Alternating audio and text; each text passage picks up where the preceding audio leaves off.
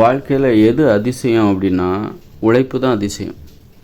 ஏன்னா உழைப்பது அவ்வளோ கடினமான விஷயம். ஏன்னா உழைப்பது அப்போ உழைப்பு நீங்கள் இன்றைக்கி உழைத்து நீங்கள் எந்த செயலெல்லாம் சாதித்தீர்களோ அது அத்தனையுமே அதிசயம்.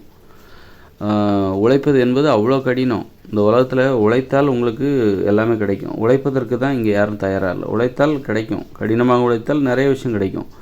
ஆனால் இங்கே கடினமாக உழைப்பவர்கள் எல்லாத்துக்குமே தெரியும் தானே, உழைச்சா எல்லாமே கிடைக்கும். கடினமாக உழைத்தால் எல்லாருமே முன்னேறுவாங்க. ஆனால் கடினமாக உழைப்பதற்கு எத்தனை பேர் தயாராக இருக்கிறார்கள், அல்லது உழைப்பதற்கு எத்தனை பேர் தயாராக இருக்காங்க? உழைத்தால் ஒரு வேலை இன்றைக்கி ஃபுல்லாக நிறைய நேரம் வீணாக தான் போச்சுன்னு நிறைய பேர் ஃபீல் பண்ணுவாங்க. ஆனால் அந்த நேரத்தில் உழைத்தால் நிறைய செயல்கள் நடக்கும்னு தெரியும் அவங்களுக்கு.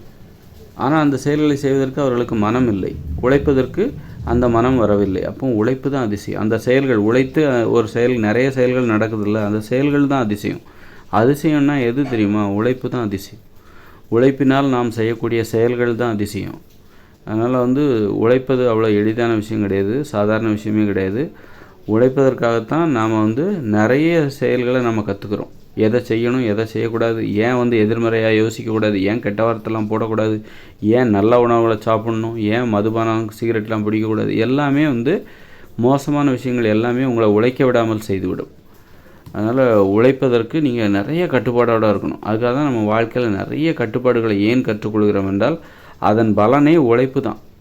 நீங்கள் நிறைய கட்டுப்பாடுகள், நிறைய அறிவுரைகள் ஏன் கொடுக்கப்படுகிறது, ஏன் இங்கே அறிவுரைகள்லாம் மக்களுக்கு போதிக்கப்படுகிறது என்றால் அதன் விளைவு மக்களை உழைக்க வைப்பது தான்.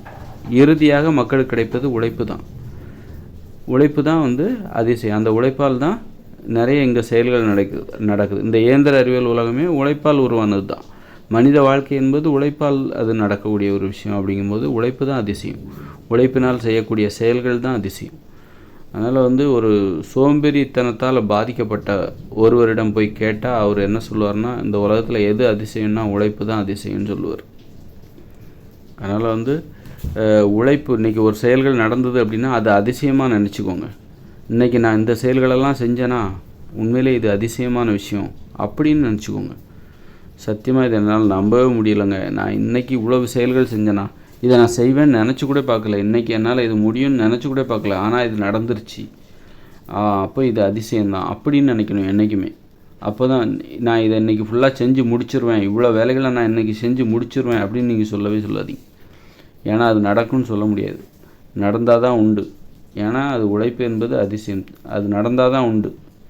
நான் எந்த செயல் நடக்கிறதுக்கு முன்னாடியே இதை நான் செஞ்சிருவேன், இதை நான் செஞ்சு கிழிச்சிருவேன் அப்படின்னு சொல்லிட்டு முன்னாடியே எதையும் வாய் விடக்கூடாது.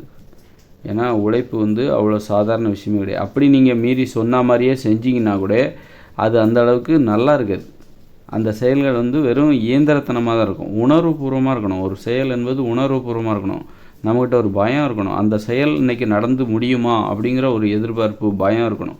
கண்டிப்பாக அந்த செயல்களை நம்ம செஞ்சு முடித்து காட்டணும், முடிக்கணும் அப்படிங்கிற ஒரு பயம் இருக்கணும், பயபக்தி இருக்கணும். அந்த ஒரு எதிர்பார்ப்பு இருக்கணும். உங்களுக்கு நீங்கள் செய்கிற செயல் இன்றைக்கி நீங்கள் அந்த செயலை செஞ்சிங்கன்னா அது உங்களுக்கு அதிசயமாக தெரியணும். அப்படி தான் நீங்கள் வாழ்க்கையை பார்க்கணும். வாழ்க்கையில் உள்ள ஒவ்வொரு விஷயத்தையும் முன்கூட்டியே நீங்கள் இது நடக்க போகிறத நீங்கள் நடக்கும்னு சொல்லக்கூடாது.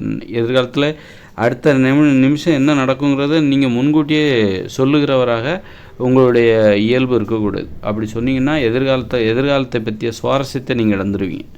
இன்றைக்கி இதெல்லாம் நடந்திருக்குதுன்னா இது அதிசயம்தான் அப்படின்னு நீங்கள் நினைக்கணும். நடக்கணும்னு நீங்கள் ஆசைப்படணும். இது நடந்தால் நல்லாயிருக்கும், ஆனால் நடக்குமான்னு சொல்ல முடியாது. நடந்து முடிஞ்ச பிறகு தான் இது உங்களுக்கு பரவாயில்ல, இது இன்றைக்கி அதிசயமாக தெரிகிறது, நான் இந்த செயல்களெல்லாம் செய்துவிட்டேன், இது எனக்கு அதிசயமாக தெரிகிறது, நான் இன்று இதை செய்து முடிப்பேன் என்று நான் நினைக்கவில்லை, செய்ய வேண்டும் என்கிற உணர்வு எனக்கு இருந்தது, செய்ய வேண்டும் என்கிற எதிர்பார்ப்பு ஆவல் எனக்கு இருந்தது, ஆனால் இதை செய்து முடிப்பேன் என்று நான் ஒருபோதும் உறுதியாக நம்பவில்லை.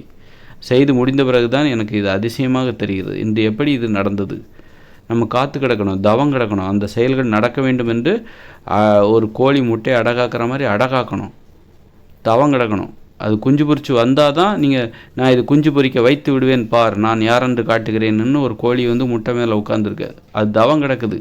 எந்த ஆபத்தும் வந்துடக்கூடாது. அந்த முட்டையிலேருந்து குஞ்சு வெளிவதற்குள் எந்த ஆபத்தும் வந்துவிடக்கூடாது என்று அந்த கோழி என்பது தவம் கிடக்கிறது, காத்து கிடக்கிறது. உணவு உண்ணாமல் காத்து கிடக்கிறது, பயத்தோட பயபக்தியோடு காத்து கிடக்குது. அப்படித்தான் ஒவ்வொரு முட்டையிலேருந்தும் குஞ்சு வெளியே வருது. ஒரு பிரசவங்கிறத விட அப்படி தான், நான் இந்த பிள்ளையை பெற்றுருவேன், எப்படி பெற்றுட்டு நான் எப்படி காட்டுறேன் அப்படின்னு ஒரு தாய் நினைக்கக்கூடாது. இந்த பிள்ளை நல்லபடியாக பிறக்கணும் அப்படின்னு சொல்லிட்டு அவளுக்கு ஒரு பயம் இருக்கணும், ஒரு தவம் கிடக்கணும். அதற்காக ஒவ்வொன்றையும் நல்லபடியாக பிறந்து வெளியே வரணுங்கிறதுக்காக அவள் ஒவ்வொரு செயலையும் செய்யணும். அதற்கு என்னெல்லாம் செய்யணும், நிறைய பேர்கிட்ட ஆலோசனை கேட்கணும். நடந்தால் தான் உண்டு, குழந்தை நல்லபடியாக பிறந்துருச்சு அப்படின்னா அது அதிசயமாக நினைக்கணும். அந்த மாதிரி எந்த ஒரு செயலையும் நீங்கள் ஒரு செயல் நடந்து முடிந்த செயல் எந்த ஒரு செயலாக இருந்தாலும் ஒரு அதிசயமாக பாருங்கள். அதை அதிசயமாக பார்க்க கற்றுக்கொள்ள வேண்டும். இதெல்லாம் எனக்கு தெரியுமே, இதெல்லாம் நான் சப்ப மேட்ரு, இதெல்லாம் நான் செஞ்சு முடிச்சிருவேன், செஞ்சு கிழிச்சிருவேன், இப்போ பாரு நான் என்ன பண்ணுறேன் பாரு, இந்த மாதிரியெல்லாம் இந்த மாதிரியான ஒரு உணர்வு உங்களுக்கு இருக்கவே கூடாது. அதனால் ஒரு உழைப்பு என்பது ஒரு அதிசயம். உழைப்பினால் செய்யக்கூடிய செயல்கள் அனைத்தும் ஒரு அதிசயம். அந்த அதிசயம் என்பது நடந்து முடிந்த அத்தனை செயல்களுமே அதிசயம். நடந்து முடிந்த ஏன்னா அத்தனை செயல்களும் உழைப்பால் சாத்தியமாயிற்று.